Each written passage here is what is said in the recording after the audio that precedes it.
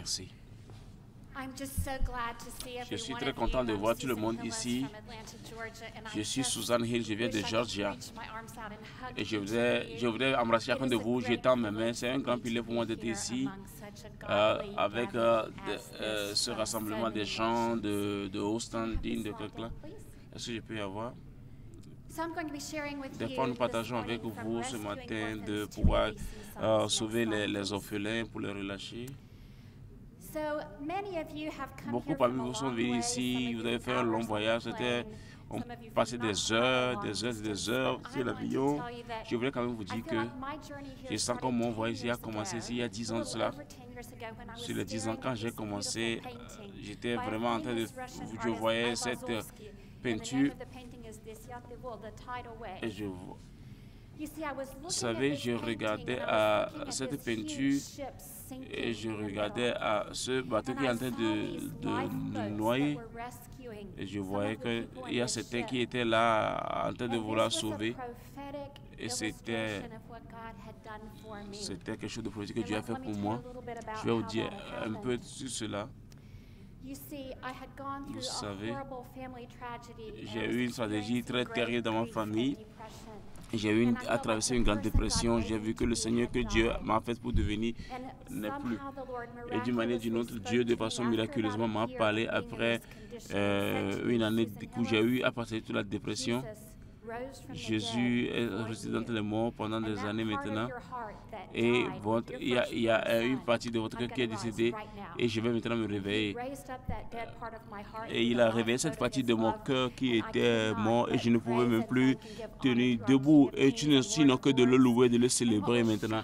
Et c'était vraiment ce qu'il a fait que quand j'ai vu de pouvoir être un instrument entre les mains de Dieu, de travailler pour les enfants que nous allons adopter. Comment cela s'est passé? Je vais vous dire si vos enfants, parce que cette famille nous sait que adopter des enfants, nous sommes dans des familles. Mon premier point, de voir des enfants mourir sous nos yeux. Un jour après que son frère est mort devant nous, nous sommes en train de pleurer. Elle a dit, maman, notre famille n'a jamais été aussi juste avec les 2 enfants. Peut-être que Dieu voulait nous utiliser pour pouvoir avoir 2 enfants, pour avoir dans la famille. Maman, est-ce que nous pouvons adopter des enfants dans la famille? J'ai dit, Christy, tu sais, nous ne pouvons pas remplacer ton frère. Elle dit, maman, je ne sais pas de remplacer mon frère qui est mort. Je crois que Dieu veut nous utiliser. J'ai dit, non, laisse-moi, je ne veux pas parler de ceci. J'ai dit, maman, je vais parler à papa. Papa a dit oui. Maman, est-ce que tu vas prier? Je suis sûr qu'elle est en train de prier. Elle dit, maman, si tu veux prier? J'ai dit non. Elle a dit, bon, maintenant nous allons prier. Nous allons commencer par prier, mon mari et moi. Et Dieu a dit oui. Nous voulons que vous adoptiez des enfants. Nous voulons que vous adoptiez des enfants. Je lui ai dit, tu as fait ici, lève-toi. Ça, c'est Christy qui est ici. Lève la main, c'est Christy. Ça, c'est son frère Trevor. Christy a prié d'adopter. Est-ce que tu peux te lever? Ils sont de la Russie. Nous avons adopté. Nous avons notre famille de 4. Et elle commence à demander, comment est-ce que vous êtes parvenu là-bas? Je vais vous dire ce qui s'est passé. Il y a un Dieu dans les cieux qui vous aime. Votre soeur a commencé par prier. Elle n'a jamais écouté parler de Dieu, mais elle a parvenu à comprendre que Dieu... Lève ta main, lève ta main. Lève ta main comme ça. Que les mains soient levées. Pendant des années, elle priait. Dieu, tu peux juste envoyer mes parents pour aller adopter mon meilleur ami Katin là-bas?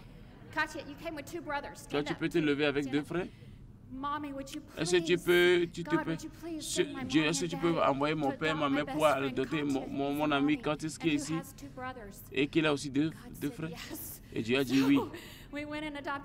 Nous sommes partis adopter les deux. Et tu vois, Allen, lève-toi, lève la main. Je peux prier. Seigneur, j'ai trois sœurs russes quelque part. Dieu, est-ce que tu peux envoyer mon père de pouvoir adopter mes frères et sœurs qui sont là-bas en Russie? J'ai dit oui. Il faut que ton cœur soit vraiment brisé. Je t'aime beaucoup. Je veux que ton cœur soit brisé. Dieu devait dire non. Et un jour, je vais prier. En une semaine, nous avons appris que le père biologique de ces deux, et la maman a disparu, le mari a été éteint. Et toi, tu te lèves rapidement.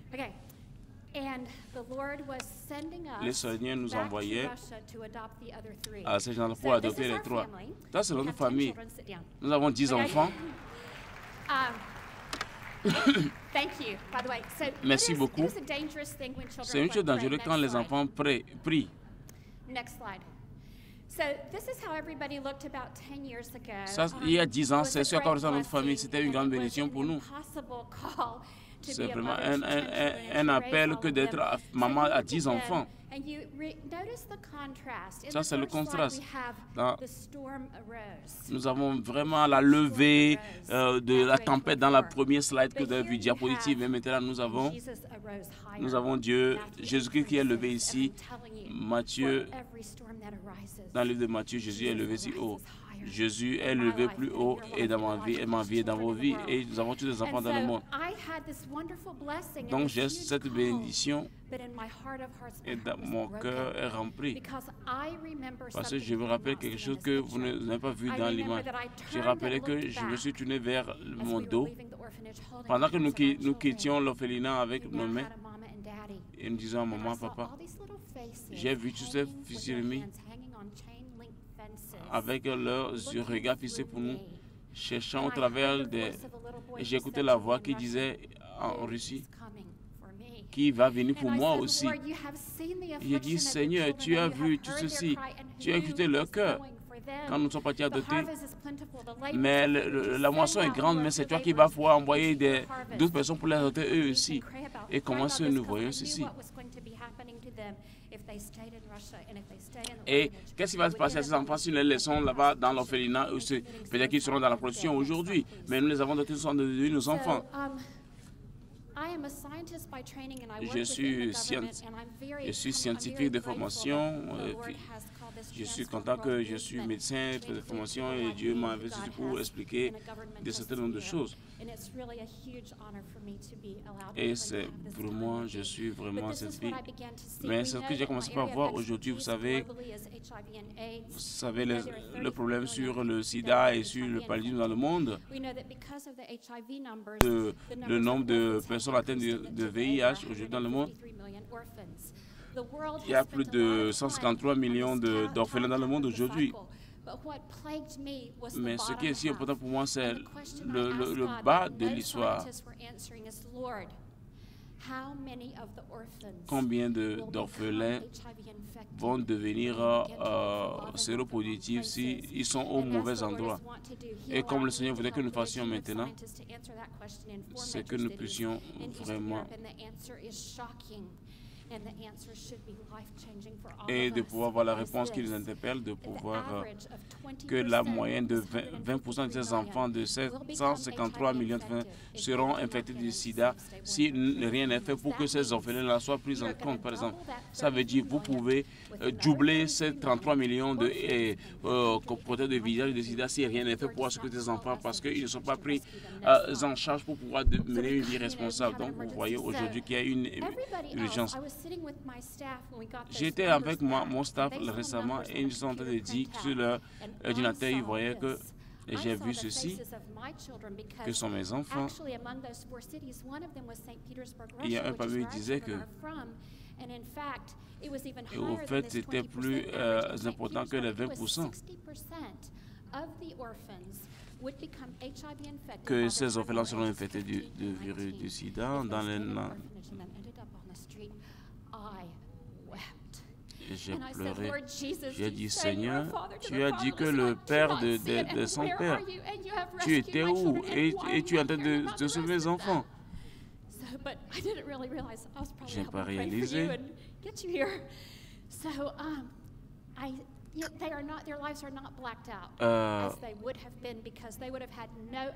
Parce qu'il n'y aura pas accès à quelque chose qui peut améliorer leur vie.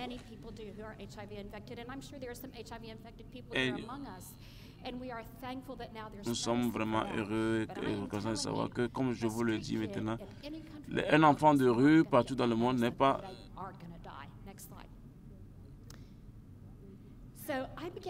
J'ai commencé par prier. Nous avons commencé à prier comme famille, comme nos enfants. Je dis, Seigneur, tu as dit que si nous avons vraiment maximisé nos efforts, nous sommes en train de choisir une centaine. Nous avons demandé à Dieu, tu vas juste nous donner de prier pour 100 enfants, de pouvoir venir dans la famille chrétienne. Nous allons commencer par prier. Ce que nous voyons, nous avons prié pendant 10 ans.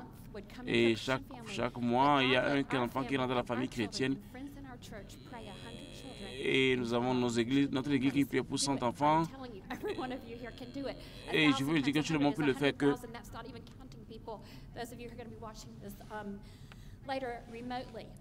Après, c'est comment avoir de l'espoir pour les enfants à la maison, comment cela fonctionne. Et Jésus prend soin du monde. Je vous recommande ce livre que je vous lis. C'est une histoire d'un réveil que Dieu a fait en 1985, où Dieu a commencé par envahir tout un orphelinat. Ils sont partis là-bas sauver des orphelins, des adolescents orphelins qui sont là. Dieu a commencé à arriver là-bas. Ils ont commencé par vivre dans leur école d'études bibliques. Ils ont commencé par enseigner l'étude biblique dans ces orphelinats où ils enseignent de l'amour de Dieu. Et tout le monde qui venait à leur étude biblique comprenait qu'en tant que leader, ils ont besoin. Parce que nous sommes en train de faire notre travail, mais nous faisons le travail de Dieu. Mais nous avons vu la transformation qui se passait.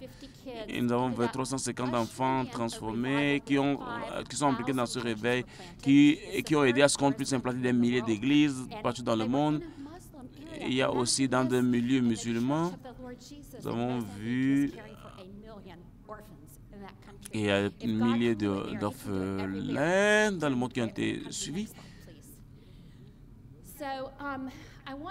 Donc, j'aimerais dire que quand vous venez maintenant à l'histoire d'enfants, il y a beaucoup de difficultés que voici le chemin, mais ce que nous avons besoin de savoir sur comment nous allons les aimer, nous devons marcher de cette façon. Jésus a dit, comme le Père m'a aimé, ça c'est Jésus, qui contient tout ce que le Père a. Vous savez que tout ce que le Père a été donné à Jésus, n'est-ce pas? Comme le Père m'a aimé, j'ai aussi versé mon amour par mon Saint-Esprit en vous. Et maintenant, comme je vous ai aimé, ce n'est pas que je vais verser de l'eau sur vous. Sinon, vous serez mouillés. Vous devez aussi vous aimer les uns les autres.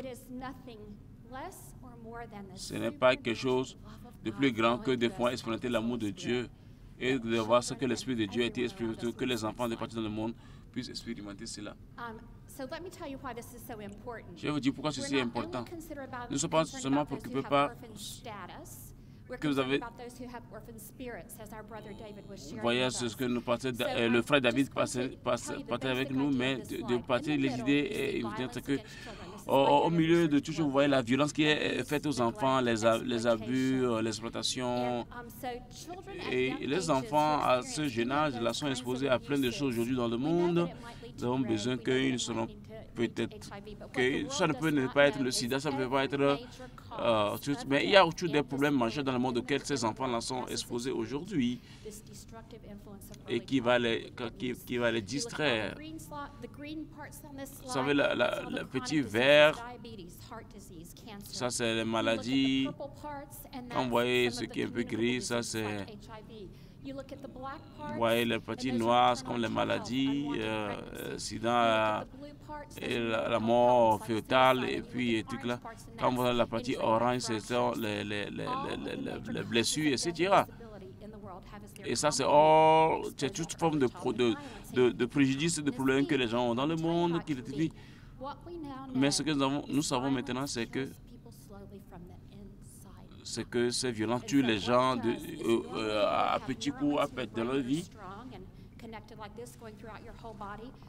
Et quand les enfants espèrent, cela détruit leur vie. Chaque mesure de truc. Donc nous avons besoin de nous poser la question de savoir combien des milliards d'enfants dans le monde sont vulnérables aujourd'hui. Parce que nous ne sommes pas vraiment préoccupés par les affaires de l'orphelinat. Aujourd'hui, nous sommes préoccupés par leur esprit. J'ai une préoccupation parce qu'il y a 2 ans de cela, j'étais quelque part. J'étais parti dans une retraite avec le Seigneur et je voulais écouter sa parole. Sa voix, j'étais parti dans une retraite personnelle. J'étais heureux. Il y a la voix qui est venue vers moi 3 fois. Il a dit la même chose sur moi. À tout moment. Suzanne, je ne t'envoie pas vers les petits orphelins. Vers tous les orphelins. J'ai dit combien d'orphelins? Combien d'orphelins alors qui sont vulnérables? Je vais vous poser la question de prêter attention à ceci. Sur ces 3 diapositives à venir. Parce que j'ai écouté quand le Seigneur est en train de me dire ceci. Que les 3 prochaines diapositives que vous allez voir à l'écran sont très importantes et c'est la volonté de l'Église, de ce que nous avons besoin de savoir sur la situation actuelle des enfants et de ce qui nous a rassemblés tous ici. Et il y a 3 nouvelles donc, auxquelles vous avez besoin de prêter attention avant que nous sachions autre chose. Et c'est quelque chose de très clair que je pense que Dieu m'a dit.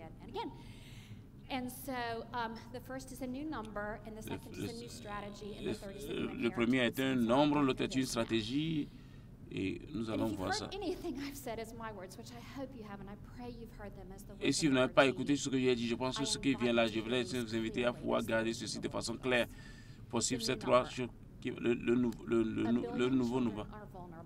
1 milliard plutôt d'enfants sont vulnérables et 1 de 2 expériences de la violence. Soit l'abus sexuel, soit abus émotionnel, etc. Je vous dis que mon boulot en tant que médecin scientifique est de pouvoir travailler scientifiquement ces statistiques et de voir que des centaines d'enfants dans le monde qui sont exposés à chaque moment à ces abus et ces violences et que nous pouvons voir à trouver des solutions physiques et émotionnelles pour ces enfants-là. Nous allons commencer par voir parmi les enfants et parmi nous, nous allons besoin de commencer de parler au père. Je ne sais pas si quelqu'un connaît l'église du Rwanda, mais et le leadership des pasteurs qui sont là dans ce pays, ils ont commencé par parler aux parents sur la contribution des parents. Mais ils ont commencé par parler de l'intégrité aux parents et quand vous allez voir le silence de tout ce qui se passe dans la société, de tout ce que le monde est en train de cacher par rapport aux abus qui sont courants dans la communauté, ils sont en train d'abuser des femmes et ils n'ont pas dû garder leur silence, mais ils ont commencé à réagir en parlant aux parents au Rwanda. Je voulais partager avec vous ce que nous savons du point de vue scientifique sur des recherches mondiales par rapport à ces stratégies que nous pouvons mettre ensemble pour pouvoir. Mais la meilleure des choses que nous pouvons faire dans ces choses, et de pouvoir avoir un parent qui aime, qui a vraiment toute fascination, tout un amour complet pour la deuxième chose, et de pouvoir développer autour de vous, de travailler dans un environnement, de pouvoir former les enfants de l'éducation. La troisième chose est de la politique qu'il faut mettre en place. La quatrième des choses est de contrôler les abus, comme elle a donné le nom de l'alcoolisme, etc. Et la deuxième chose est le développement des approches dans la matière de genre. Mon nouveau nom maintenant. Une autre stratégie. Et les piliers de l'influence que Dieu m'a dit de faire. Susan, je voudrais que tu rappelles toute personne qui a un pilier en lui-même, que la seule façon de pouvoir procéder est de rester connecté à la tête qui est le Seigneur Jésus-Christ. Ça, c'est les piliers qui ont besoin de connecter entre eux. Ça, c'est nos armes d'influence. Dans 2 Corinthiens, je voudrais dire ici que tous ces problèmes que j'ai en train de relater devant vous, les statistiques que nous avons mesurées, l'Église est la seule solution à tous ces problèmes. Le titre est la motivation, le mandat clair que nous avons de Dieu afin de répandre. Il y a 2,1 milliard de personnes qui profondément sont abusées dans le monde aujourd'hui.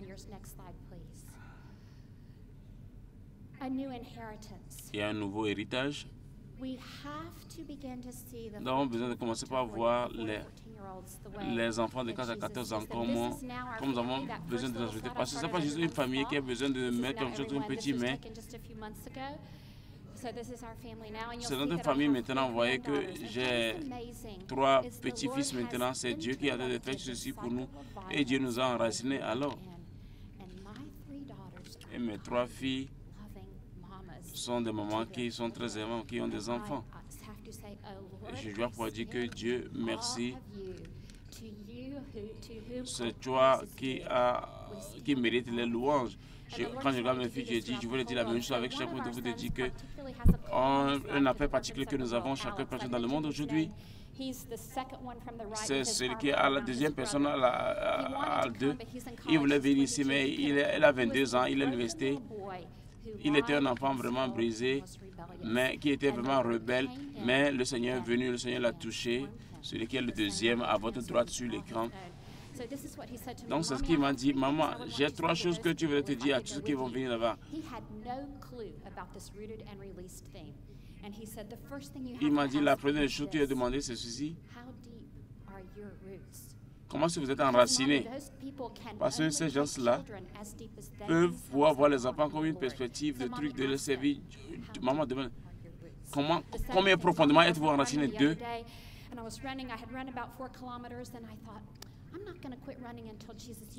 L'autre fois, je faisais des sur des kilomètres. Je faisais 40 kilomètres. Il m'a dit, ce que Dieu m'a dit, c'est ceci.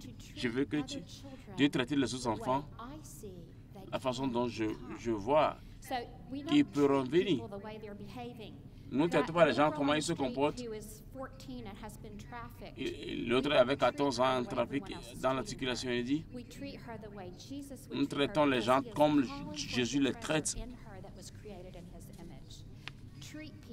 Traiter les gens de la façon dont Dieu les voit. Et là, c'est des choses qu'il m'a dit.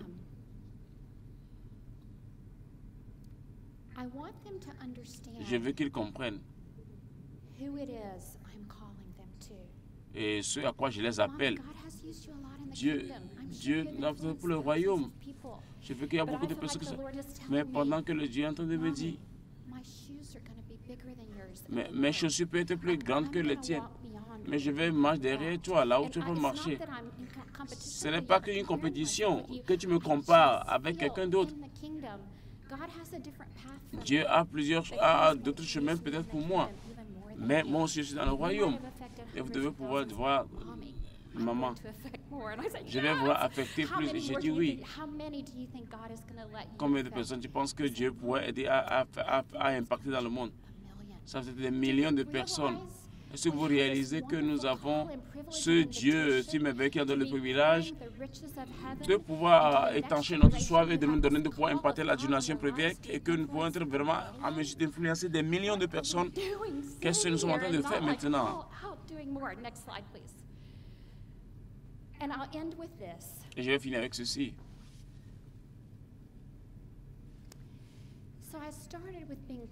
Donc, j'ai commencé par parler de la transformation de la présence de Dieu par rapport à cette image que j'ai vue au départ de la peinture. Il y a une semaine, je réfléchissais chaque matin où je vis en Atlanta. Quand ce que Dieu va me dire en ce jour, en me disant,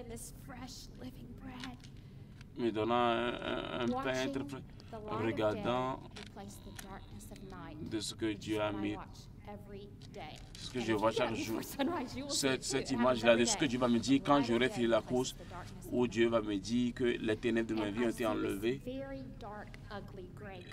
Et je vois un nuage assez sale dans le monde qui est là, qui est vraiment un nuage noir et sale.